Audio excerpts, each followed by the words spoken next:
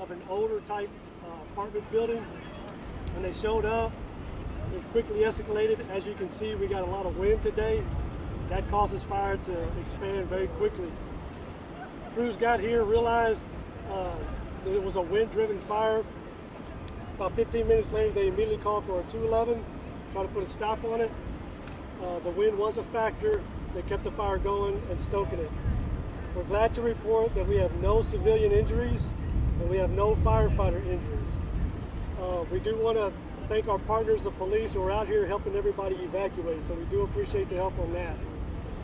About 14:30 or 2:30, we did go to a 311. As you could probably see from the media interview, you had heavy fire on the top.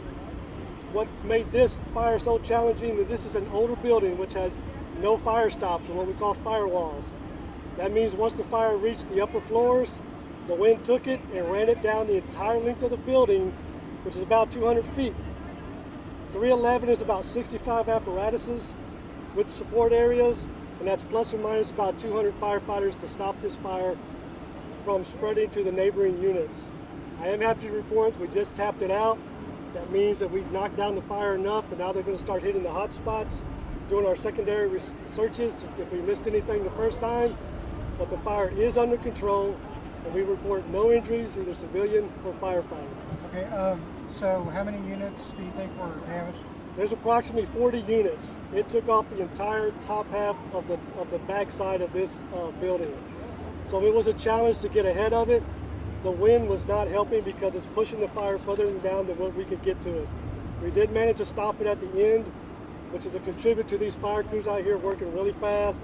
Wind fires are something unique, it's different, and it causes us to get more people out here to change out crews because we got so many people spread over a 200-foot building.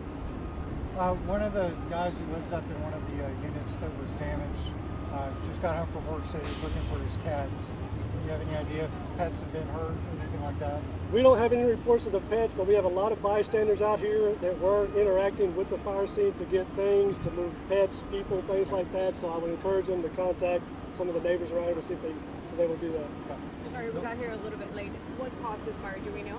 We don't know what caused it. We're going to look at the 911 call, how it came in. We were unable to do a lot of interviews right yet on the bystanders to find out what may have provoked that. Again, our main concern, because it's wind driven, we have such heavy wind today, or gust of wind, that the fire was just getting away really fast, and the focus was to get on that first. We do have investigators coming out to determine the origin and the cause. They're en route. We are going through it right now of our preliminary secondary searches to make sure we didn't miss anything, including pets if they're in there. And then we're also putting out spot fires. But again, I want to say this is about a 200-foot long building, and the whole top half, you can probably tell from the helicopters, is burned up. My message to the public is when you're in older style apartments, usually they do not have fire stops. This was a success because the citizens got out on their own. They evacuated on their own. People don't realize how deadly a wind-driven fire can be. So it's a tribute to these guys, or this community out here, to know, in fact, to get out as quickly as they can, which they did. No fire stops, fast fire spread.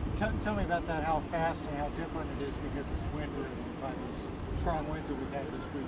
So I took over a division to help manage crews. Command is running in different parts of this. You have what appears to be chaos. For us, it's more like an orchestra. We know what we're doing, we're getting crews in place. How fast that happens depends on two things, the structure and the environment. Today was not in our favor. We had gust of wind, heavy wind at certain points that took the fire and ran it down the building. At the same time, we're trying to get hoses laid. You can see these big ladder trucks behind me that are flowing water on the top. They have to pump water into these big ladder trucks. That takes a little bit of time to get them set up. Once they're set up, a lot of water flows. So now we got to back the crews out so we don't hurt ourselves, right? This is a coordinated attack.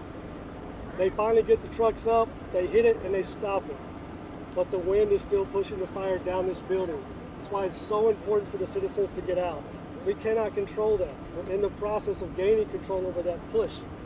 So once the big fire trucks or the big ladder trucks are flowing water on the top, we knock it down enough so we can get back in and continue the fight until we knock it down enough so we can go inside and start doing our search and rescue. What time did it start or an estimate of when you got the report? About 2 o'clock, the call came in. About 15 minutes later, we went to a 211, and about 15 minutes after that, it went to a 311. That's 200 plus firefighters, 65 apparatuses. That's the intensity of a wind-driven fire. No one deceased. So we spoke with someone that said that they were missing a family member.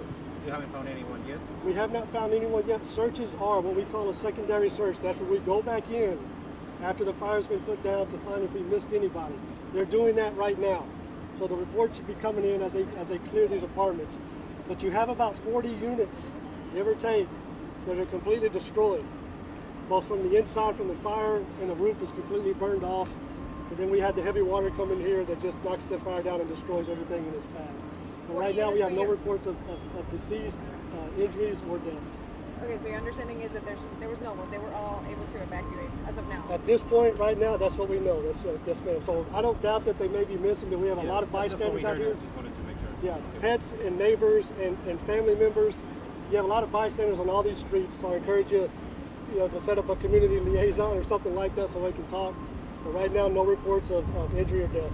I don't know if you know this or not, but the Red Cross is going to be out here to help some of these people or what? Yes, sir. The command, which is District 28, he made a call to our emergency operations center. They bring out blankets, they bring out food supplies to help the families. We will have an extensive amount of families on this fire. So we welcome the Red Cross. We're going to set those up as we do every fire and start bringing the families as a reunification center to start getting them set up for where they're going to stay. Thank you, Chief. Appreciate it. I know you mentioned the wind. Is this at all related to the warnings that the committee's put out about conditions statewide that you can use to fire? So that's a great point. When they put out these warnings about heavy wind, that's exactly what they're getting to. If there's an emergency, especially if there's fire, the wind pushes the fire so fast it's very hard to get ahead of it. So those warnings that our officials put out, that the emergency centers put out, it's important that the citizens take heed of that. And you're absolutely right about notifying the community, because this building lit up so fast, we have to give it to the firefighters that made an incredible stop to stop it from going to other buildings. I mean, we're watching it go up, double in size about every 10 minutes, taking out other units every 5 to 10 minutes. It's just a fast-moving fire. So these guys really worked hard today. The men and women really worked hard today, and we're happy to say that right now, no reports of injury or death. Full name and title, please. Oh. Your full name and title. Deputy Chief Brian B.O. Sky Eagle, SKY-EAGL. Okay. Get a shot of that, right? Yeah, I got it. Okay, thank you so much. All right, thank you. Units, you said?